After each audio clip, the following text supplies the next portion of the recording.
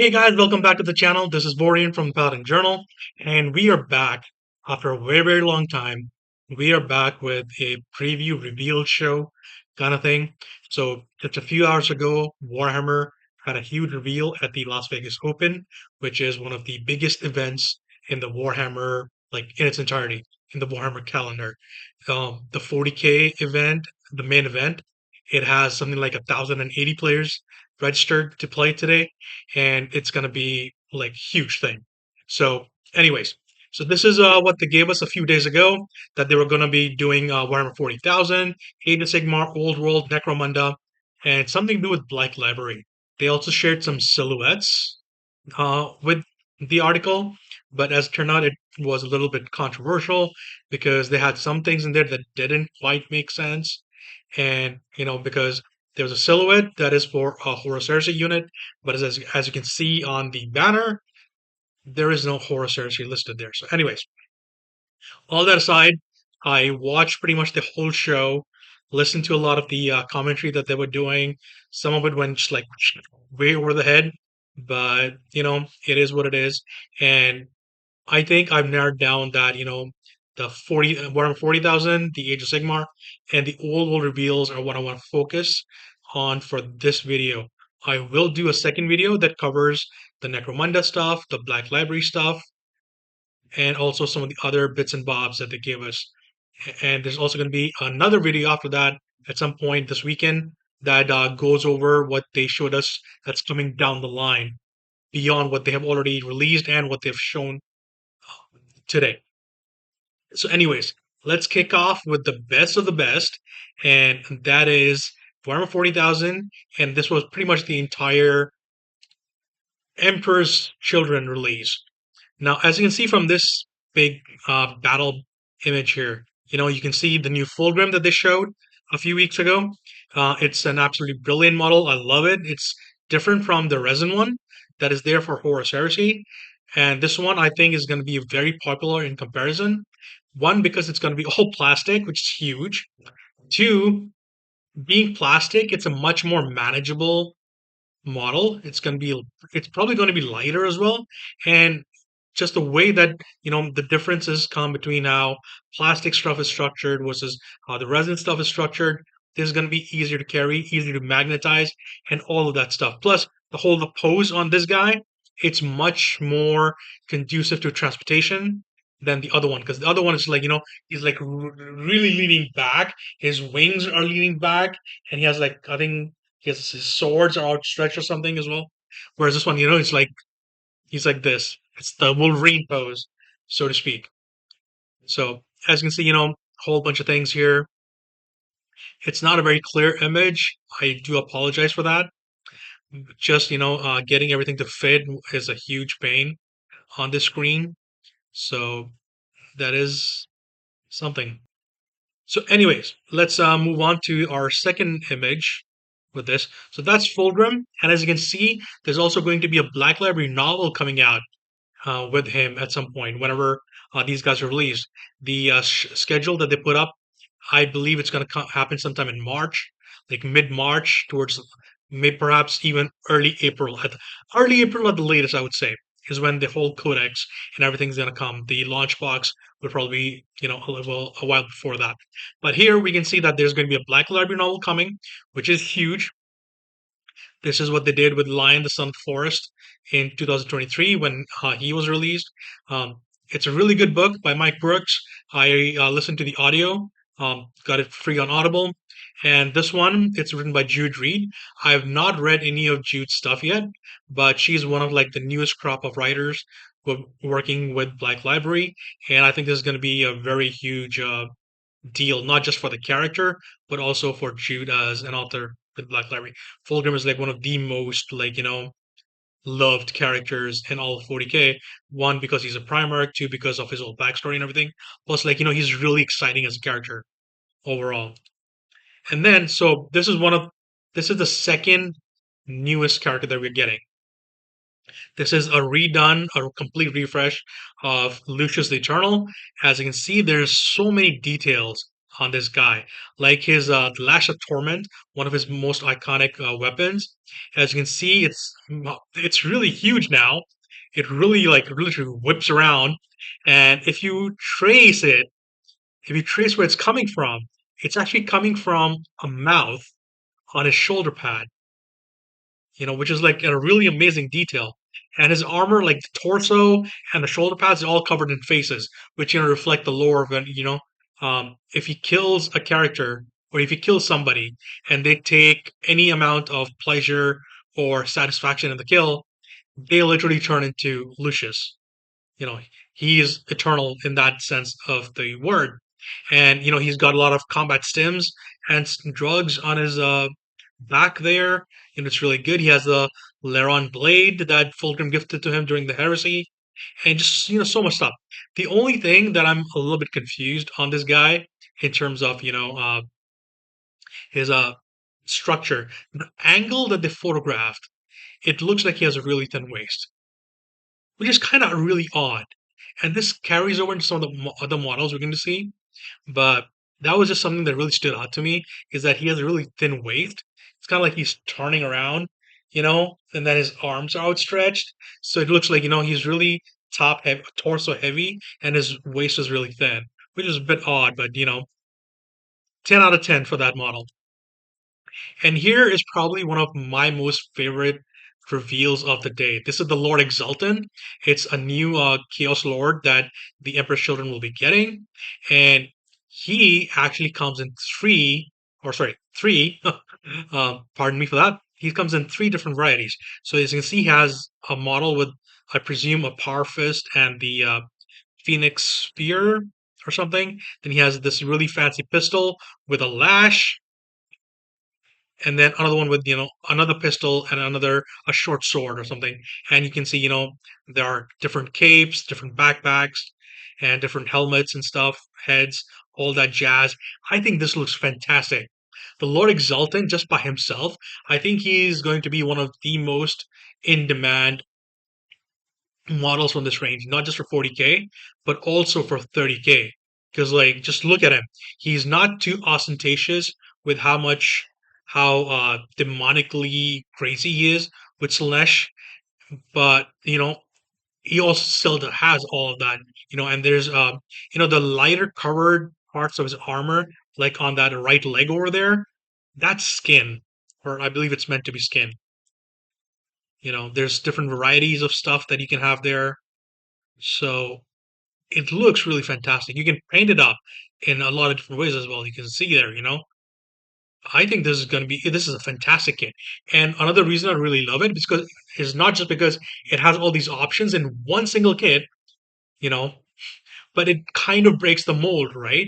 Because as we've seen with a lot of different characters, generic characters in like the last 6, 7 years, especially with Primaris, they're all fixed loadouts. Like all the Primaris characters, they come in like a blister and they have fixed weapons. They have fixed war gear. And if you want to, do something different, or if you want to run them as a different kind of character or whatever, you have to choose different data sheets at some point, or at least before 10th edition, you had to choose different data sheets, and that was just like a huge amount of bloat. Whereas now, it's like, okay, so you can have a guy with this loadout or this loadout or this loadout, but it's still a Primaris captain or whatever. So, anyways, this guy, really love all the options. I think it's definitely gonna be a contender for single small miniature of the year for me. I'm absolutely sure of that because so much flavor, so many aesthetics. Love everything about this guy. And this is one of the wildest characters that they've shown us today. This is the Cacophonist. So he's another HQ variety for the Emperor's Children. And as you can see, he harkens back to the old, like, John Blanche era of the Emperor's Children artwork and stuff. And he has all those aesthetics with, like, those really huge skulls on his backpack and that cacophonist, whatever they're called, the backpack thing that he has, the organ. And again, if you look at this character from this angle, it looks really odd, right? Like the like above his knees, his legs are really thin. I don't know what's going on with that. Maybe it's just like again, maybe it's just the angle. But some of these guys, they're I don't either they're not photographed well, or they're just like, the hunch that they have, it's really taking away from like the fullness of the sculpt, so to speak. Again, amazing sculpt.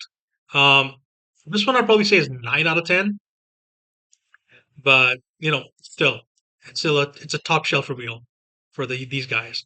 And here you have the new Noise Marines. So these guys, okay, let me see if I have a second one as well. No. Oh, whoops, my bad. Let's go back to them. There we go. So these are the new Noise Marines. So the sergeant of the squad, or the champion, he's called a disarmament, and these guys have a bunch of different options in the kit, and I think they're a really, really good upgrade over the kit that we used to have, which was seriously showing signs of age, and it was just like really not good at all. Like it was good like 20 years ago, but in 2025, or yeah, 2025, it's like yeah, it's really not cutting it. Whereas this one, amazing, really great sculpts. I love them. I think they're on par with the other cult troops that we've seen before. So like the Corn Berserkers or the Plague Marines or the Rubric Marines, really great updates to a really classic kit. Okay, let's move on to these guys. So these guys are another brand new unit that the army is going to have. These are called the Flawless Blades, and they're meant to evoke the Palatine Blades from the Horus Heresy that the Legion used to have as a unit, which is, they were all guys who were like focused on the close combat aspects, and whereas those guys, the Palatines, they used to have, bolt pistols as well. It looks like these guys, they're just pure combat with those, big blades that they have. Really great sculpts. I also like that, uh, they actually show a lot of signs of demonic mutations and stuff. You can see in their heads, in the helmets, and the armor in general. But also, the really great thing about all of these guys is you can just plonk them down in a 30K Emperor's Children army, and they're not going to be out of place. They're new sculpts, so they're in the new scale. They're going to fit right in with the new plastics for Age of Darkness. And, mid to late Heresy Emperor's Children, they're going to have all these mutated guys. It's really not that big of a deal. And here we have the infractors. So the infractors and the tormentors, as we'll see them later, they're the new basic troop type for the Emperor's Children.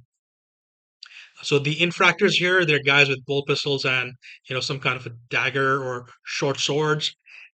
They focus on like being on more. They're they're analogous to the despoilers of the Heresy era, but these guys are, it's not as clear cut as those old models, or not old models, as those old units rather. And again, really great sculpts as we've seen so far through the series. I really like that there's a lot of Mark 6 armor in these guys. You can see with their helmets, you can see with the legs, the knees, and all that stuff. And here we have some more variations. There's actually, I think there's like there were 4 images previewed for these guys, the infractors, at least 3, maybe 4. And there's a lot of variety in these guys. Again, really great sculpts, and you can just plunk them down in a heresy army as well. And just it's like, okay, here you go. These are the sergeants or whatever. Or even if you're building like a kind of more generic Chaos Space Marine army, like I am with my kind of like homebrew Red Scars, these guys can just plop down in any squad, and they're just going to be like the champions of the squad. And the squad is dedicated to Slaanesh, and these guys would just fit in perfectly there. So these are the tormentors. So these are, they're all going to be having the bolters. Of course, they're fancy looking bolters because there are all Slaaneshi and everything. You can see the plasma gun as well in there. The squad champion, he looks really neat. A lot of different options on this guy, and really love the dynamism of the poses. It's not very typical. And again, just the way that these photos have been taken again above their knees. They look really thin. The legs look really thin. I don't know what's going on with that, but it kind of takes me away a little bit. But hopefully, the actual models are going to be better. So that's going to be the launch box for these guys. So it's going to have a Lord Exultant. It's going to have 2x6 units of Noise Marines, and it's going to have 20 2x10 units of the Tormentors slash Infractors. It's going to be a dual kit, which is amazing. So that's going to be the launch box, plus the data cards, the new transfers, the new special edition codex. Really great stuff. So moving on from that, we have Warhammer Age of Sigmar. Now, this isn't what I was expecting. I was actually thinking some like we were gonna be getting like an actual Aussie Arc Bone Reapers, themed release here, given what they previewed in the article when they announced all these reveals. But so this is gonna be the Soul Blight Gravelords, and they are also gonna be getting a launch box with the Death Rattle, and it has a lot of new models as we're gonna see. So once again, so first off, so here's a White King on Steed, and it's a really great looking sculpt. I believe this is completely new. Really like the look of this guy. He has an amazing aesthetic and flavor to it. Uh, AOS in general just has the best sculptors working on it, like bar none. I would have like a few years ago, I would have said it's 40K, but like with AOS 3.0 and now of course AOS 4.0 as well, the sculptors are just really going all out. I'm surprised at how amazing. Like every single army is getting some really amazing sculpts, and it is like no exceptions at all. This guy just, straight up with that. So here's another alternate build for the White Lord. And here we have some of the Barrow Guard. So these are more like, a retinue type of unit for these guys. And, these guys are on foot, a whole bunch of different varieties to them. Then we have the Barrow Knights, who are the same, So the White Kings on foot, they'll have the Barrow Guard on foot, obviously, as their retinues or, the units that they can join. The White Kings and the White Lords and Steeds, those guys are going to have the Barrow Knights to accompany them to battle. Again, just amazing sculpts. Really great additions to the Age of Sigmar line in general. Just look at the banner guy. So many different variations. Everything about these is just absolutely peak. So that's the army book with its cover. I believe this is just the regular one. There isn't a special edition one, maybe? I'm not sure. So another new addition is going to be this guy. So he's going to be he's a named guy, Prince Wardry on, I believe his mount is called Shadowmere or something like that. I'm sorry if I'm getting the name wrong. I apologize in advance. You cannot see it from this image because just because of the limitations of the software that I'm using for this video. I can only have that small an image on screen for you right now. But just like, oh my god, like every single army has these huge centerpiece models, and whoever sculpted this guy just knocked it out of the park yet again. You know, we have characters on zombie dragons for a while. I believe Neferata had one, Manfred had one, and then there was like a generic guy, I believe.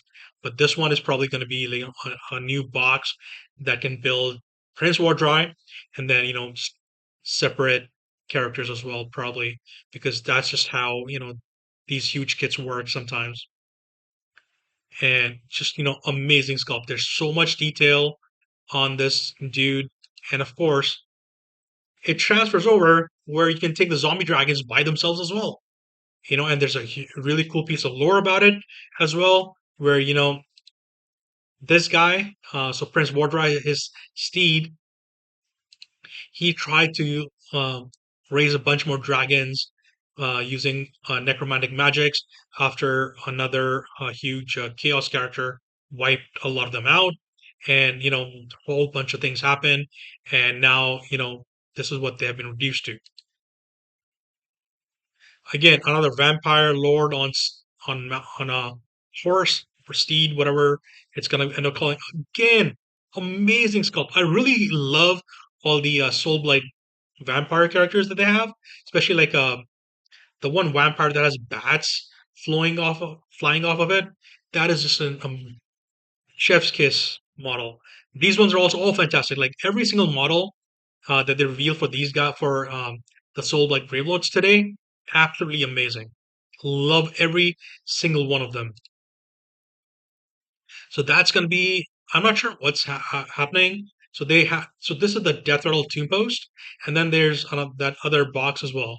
So there's a little bit of confusion I have over whether there's going to be two boxes on launch or how it's going to work out. But again, this is definitely one of the launch boxes that the army is getting, or maybe that other one is going to be the Spearhead box. I'm not sure, but other than that, amazing, amazing stuff.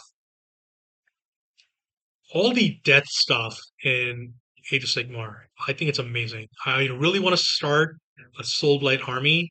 It's been on my to-do list for like 3 years now. But just like finding time for it, finding money for it is just so hard, man. Just finding time to do anything with AOS is hard. I have like this mini Daughters of Cain army, which has like maybe 20 witches and a cauldron build.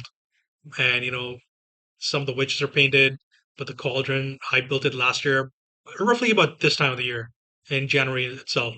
And the intent was to, like, do more, just to get around to it, because there's so much to do in 40K still, man. I have like so much stuff. But yeah, if I was gonna start a second AOS army, it would definitely be these guys. And there we have David Annandale is going to be writing a novel for these guys, The Masters of Death. Um, David is one of my favorite writers for Black Library. His 40K stuff is top shelf.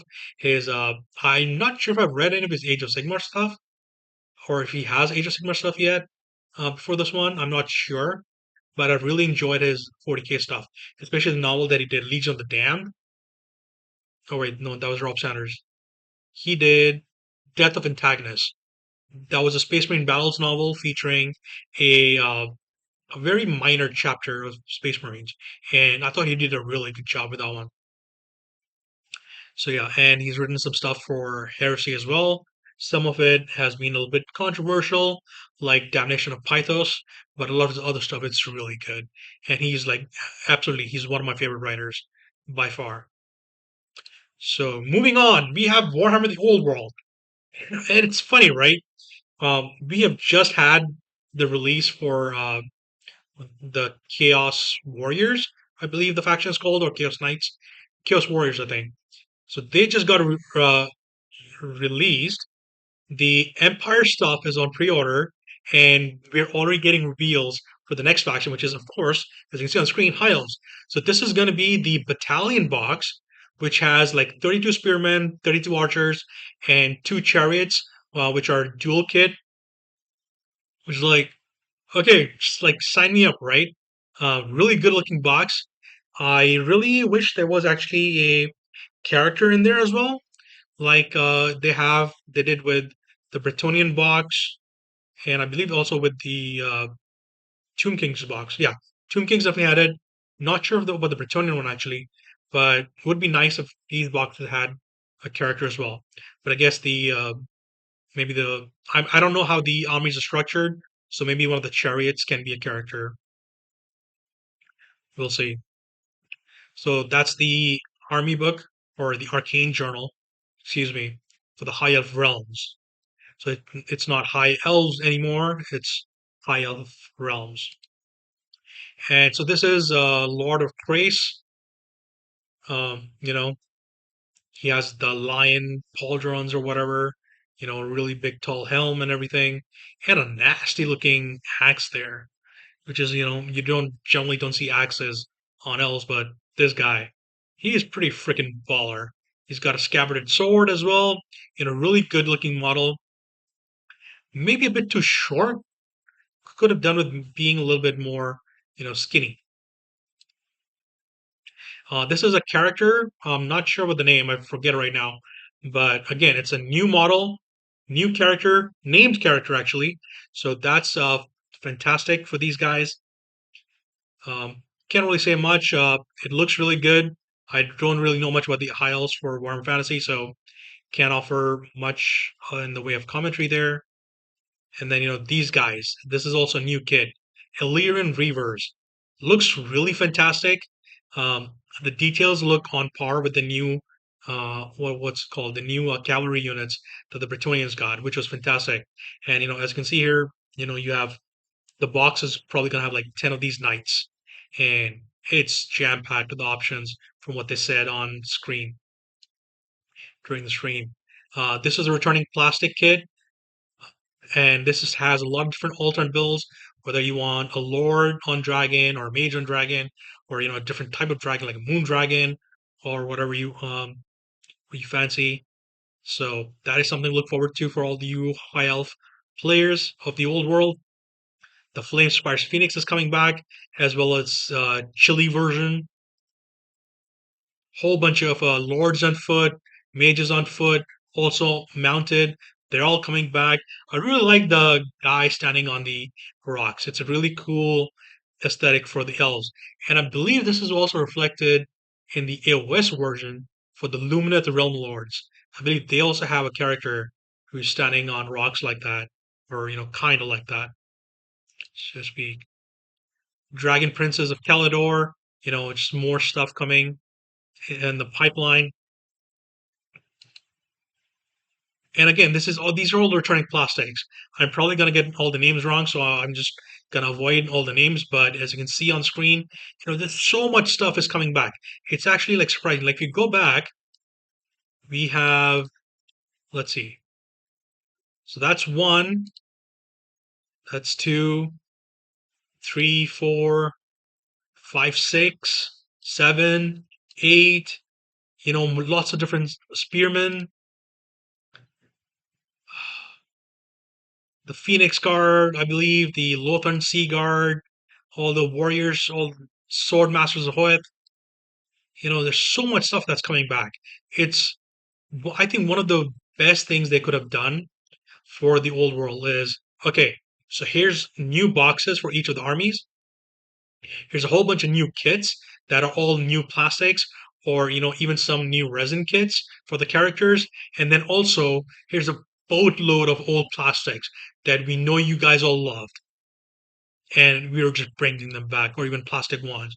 So you can see here, Nagarithian elves, the shadow elves or something, whatever they're called. Those guys are back, and more like it's like Island of Blood stuff, which is like one of, I believe that was Warhammer Fantasies. I want to say seventh edition. Could be wrong. Could be eighth actually, but I think it's seventh. It could be seventh or eighth edition. Island of Blood. It's one of the most iconic Warhammer Fantasy starter sets that it did. It was, let me see, it wasn't, I think it was against goblins, or maybe that was dwarf one. But Island of Blood, regardless, Island of Blood is like, it's one of the most iconic ones. I'm forgetting right now because I've been out of touch with fantasy for so long. So, you know, having some cobwebs there in the brain, but yeah, so much classic stuff coming back, and it's really amazing. The Sky Cutter thing, Bolt Thrower, again, another iconic unit that these guys used to have. So this is the dual kit that I was talking about from the battalion box.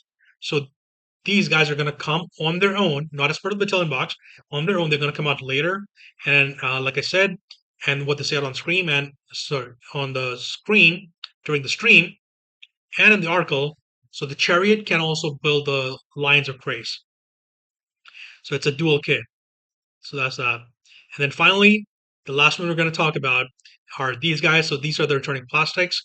So one is the attendant of the Ever Queen, or she's a representative of the Ever Queen.